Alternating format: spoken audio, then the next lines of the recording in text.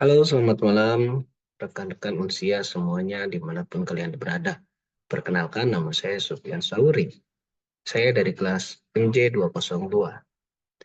Pada kesempatan kali ini, saya akan mempresentasikan sebuah media pembelajaran terkait dengan etika penyebaran informasi di era digital.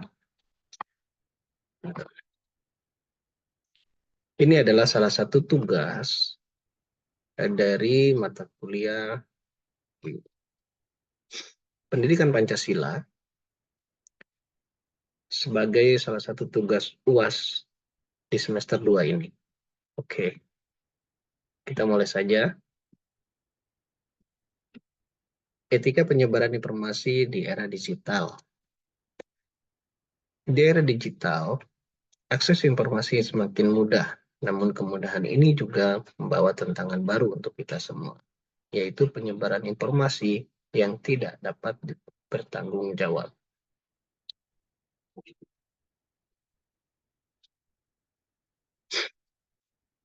Lalu pengertian informasi dan berita.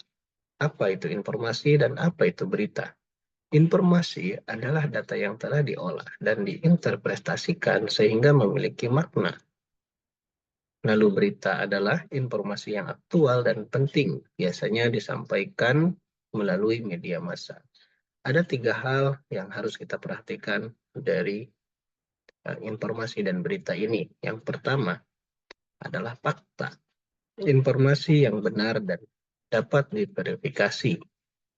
Lalu opini, pendapat atau persepsi seseorang terhadap informasi. Lalu berita hoax, informasi palsu yang sengaja disebarkan untuk menyesatkan. Dampak penyebaran informasi yang tidak bertanggung jawab. Informasi yang tidak benar dapat menimbulkan dampak negatif dan perpecahan sosial sehingga kerugian finansial. Yang pertama, kerugian finansial. Lalu yang kedua, perpecahan sosial. Berita bohong bisa memicu konflik dan permusuhan antar kelompok. Yang ketiga, ketidakpercayaan. Informasi yang tidak kredibel dapat membuat masyarakat kehilangan kepercayaan terhadap media dan sumber informasi. Untuk kerugian finansial, berita hoax tentang produk atau investasi bisa merugikan banyak orang. Lalu tanggung jawab individu dalam menyebarkan informasi. Setiap individu memiliki tanggung jawab untuk memastikan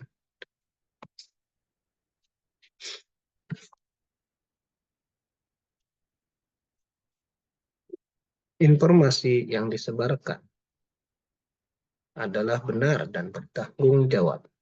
Yang pertama, yang kedua, dan yang ketiga. Yang pertama adalah pastikan sumber informasi kredibel dan berita dapat diverifikasi. Konfirmasi. Hubungi sumber informasi untuk memastikan kebenaran informasi yang didapat. Lalu refleksi.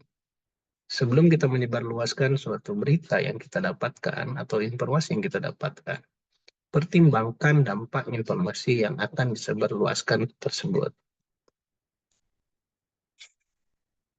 Cara memverifikasi informasi sebelum disebarkan.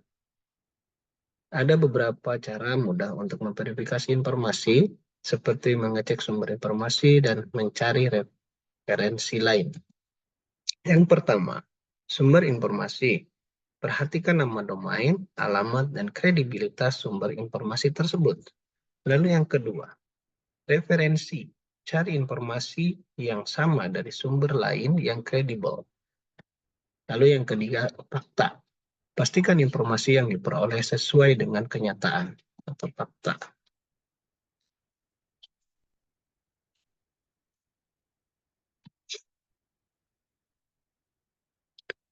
Peran media dalam menyampaikan informasi yang akurat. Media memiliki peran penting dalam menyampaikan informasi yang akurat dan objektif, sehingga masyarakat dapat memperoleh informasi yang benar. Pertama, media harus independensi. Media harus bebas dari pengaruh pihak tertentu. Lalu yang kedua, akurasi. Media harus menyampaikan informasi yang benar dan terverifikasi sebelumnya. Lalu yang ketiga, transparansi. Media harus transparan dalam proses pengumpulan dan penyampaian informasi.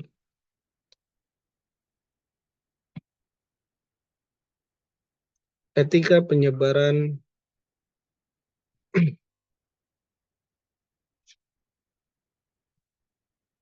informasi di media sosial. Media sosial menjadi platform utama penyebaran informasi, sehingga perlu memperhatikan etika dalam menggunakannya. Yang pertama, empati. Pertimbangkan dampak informasi yang akan disebarluaskan kepada orang lain.